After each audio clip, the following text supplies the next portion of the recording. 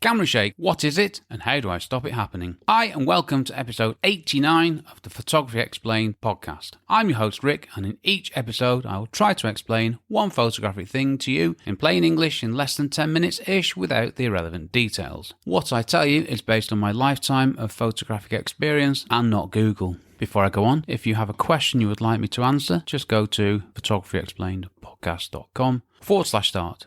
Here is the answery bit. Camera shake is a term used to describe the camera moving faster than the shutter speed when you take a photo handheld, resulting in blurry photos that cannot be corrected. Camera shake can be easily avoided by choosing a fast enough shutter speed, holding the camera properly and taking the photo carefully, or by putting the camera on a tripod or other stable platform. Camera shake gives blurry photos but can be easily avoided. Firstly, getting it right in camera. Right then, this is pretty much the first thing that we need to get right when taking photos handheld. You will hear the term getting it right in camera over and over, starting with this. So what actually is camera shake? Camera shake is when you take a photo handheld, but the shutter speed is not fast enough to deal with the speed of the movement of the camera. The camera is in effect moving faster than the shutter speed. Blimey, I'd actually never thought about it like that, but now I do, it makes perfect sense. So can't I fix this in Photoshop? Nope. Blurry photo is a blurry photo, and taking a bad photo and fixing it later is not a good plan anyway. Let's get this right in camera. So first thing, holding your camera properly and taking a photo in a considered way. Well, this is what I do, and to be honest, I do this whenever I take a photo, and I have done for longer than I can remember, which isn't saying much really because I forget what I did a couple of hours ago, to be honest with you. So now I learned this a long old time ago. This is a fundamental good practice. So yeah, let's just explain this one to you. Like I say, this is good practice and should be one of the first things that you learn. This is what I do when I'm shooting handheld. Place your feet nice and wide, roughly below your shoulders. Turn your feet out slightly so they are pointing to say 10 o'clock and 2 o'clock. That's left foot pointing left and right foot pointing right, by the way. Just want to get your feet nice and wide to give yourself a nice, firm, stable base. Put your feet wherever feels comfortable so you feel nice and solid. Hold your camera in two hands, the left hand cradling the lens and the camera body, with the right hand holding the grip with your finger above the shutter release button. Now I couldn't say that any worse, could I? So I'm going to repeat that line. Hold your camera in two hands, the left hand cradling the lens and the camera body, with the right hand holding the grip with your finger above the shutter release button. See, I can do it, I just need to try a bit harder. When you're ready to take a photo, steady yourself, take a good breath in, hold it, roll your finger over the shutter gently and take the photo. Breathe out and relax and check the photo. Now when I say check the photo, I'm not advocating that you check every time you take a photo, but when you're trying this, just check the photo, have a look, see if it looks okay. And like I said, this is best practice which should become second nature and used every time you take a photo. What shutter speed do I need to use? Well, 1/60th of a second is generally considered to be the slowest safe shutter speed for taking photos handheld, if only it were that simple. Focal lengths change this first off. This shutter speed does depend on the focal length though. If you are using a longer focal length, then you need to select a shutter speed which is greater than the reciprocal of the focal length. The what? I know, I hate this term too. Basically in English, if you're using a 200mm focal length, then your shutter speed should be at least 1/200th of a second. It's that simple. And the reason for this, freestyling off my notes here, when you zoom in, you're magnifying things, so it increases the chances of movement and error. Apertures. Quick word on apertures. The larger the aperture, the more light that gets into the camera. This can help you get a faster shutter speed by choosing a larger aperture.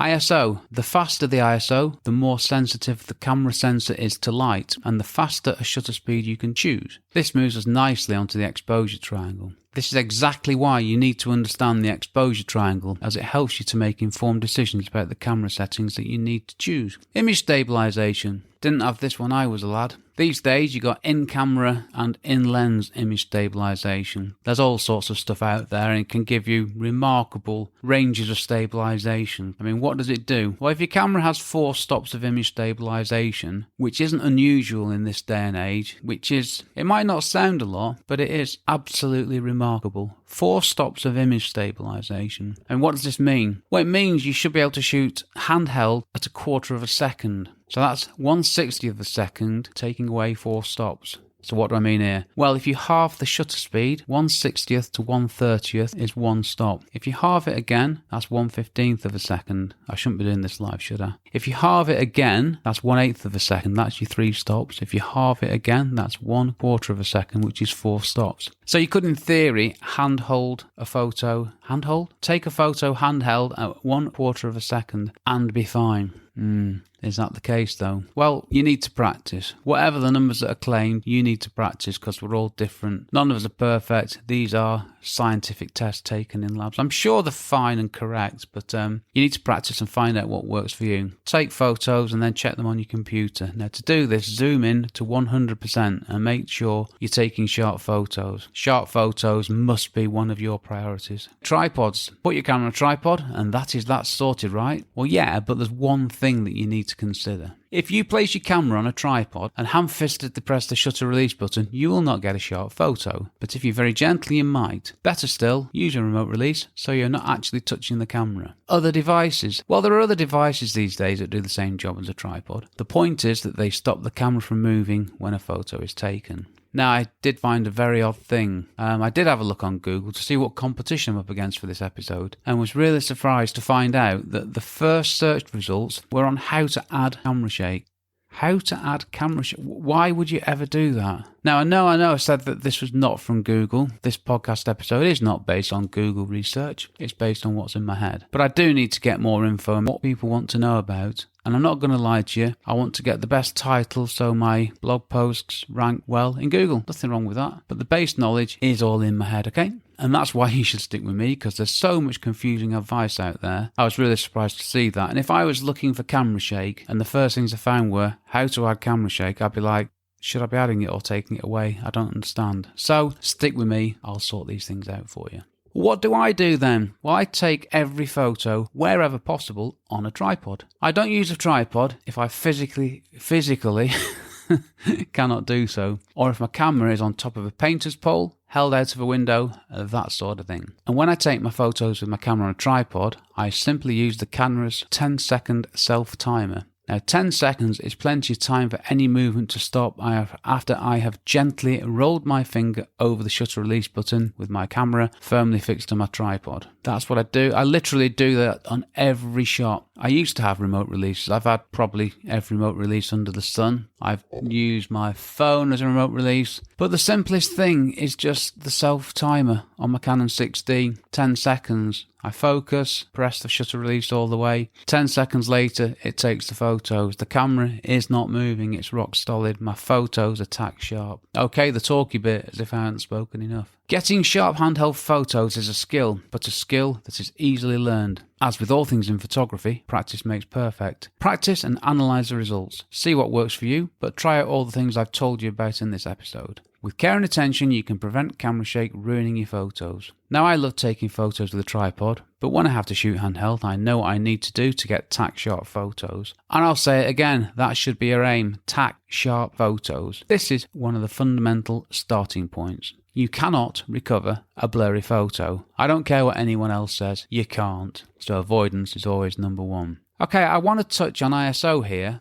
The lower the ISO, the higher the quality of the image and the less rubbish and noise you get. The higher the ISO, the more noise and other bad stuff you get. But there is a balance. Some noise is better than a blurry photo. Some noise can be dealt with using software. So if you have two options, blurry or noisy, choose noisy. What's noise, I hear you say? Well, you crank you crank your camera to the highest ISO number you've got. In fact, no, don't do that. Take a photo at ISO 100. Take another photo at the highest ISO your camera can take photos at. Compare the two on your computer and you'll see. You'll see what I'm talking about. I can't describe it really. That's the best way for you to work this one out. And there is a range in between. The lowest ISO gives you the best quality. The highest ISO gives you the most noise. But somewhere in the middle will be that sweet point. So that's one for you to work out. And another reason why you should understand the exposure triangle. And one last point on this. No one knows what noise is other than us photographers. People know what a blurry photo is. They don't know what a noisy photo is. But noise is not good in a photo. Talking of tripods, which I wasn't. A mini tripod is a great thing as you can place your camera on anything stable, such as the floor, a wall, a table, a car, anything that's not moving. So if you can't afford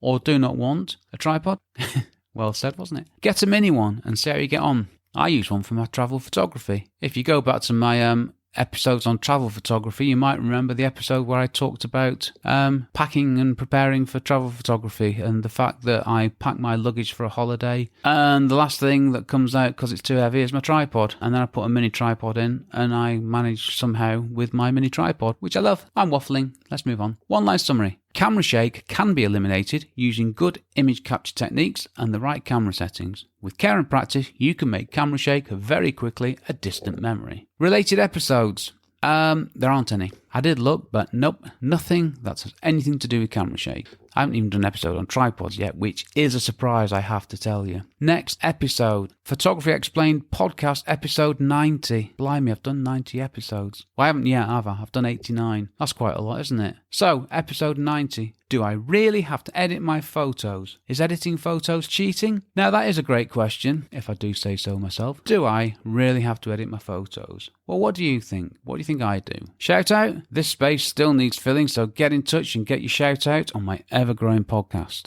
Downloaded in more than 74 countries. Okay, I'm done. Thanks for listening to my small but perfectly formed podcast, which I believe is improving. To find out more about my podcast and do stuff to help me, check out photographyexplainedpodcast.com/start. This episode was also brought to you by the power of water, keeping you rehydrated, refreshed and healthy. Okay then, I've been Rick McAvoy. Thanks again very much for listening to me and for giving me just under 12.5 minutes of your valuable time, and I look forward to seeing you on the next episode. Cheers from me, Rick.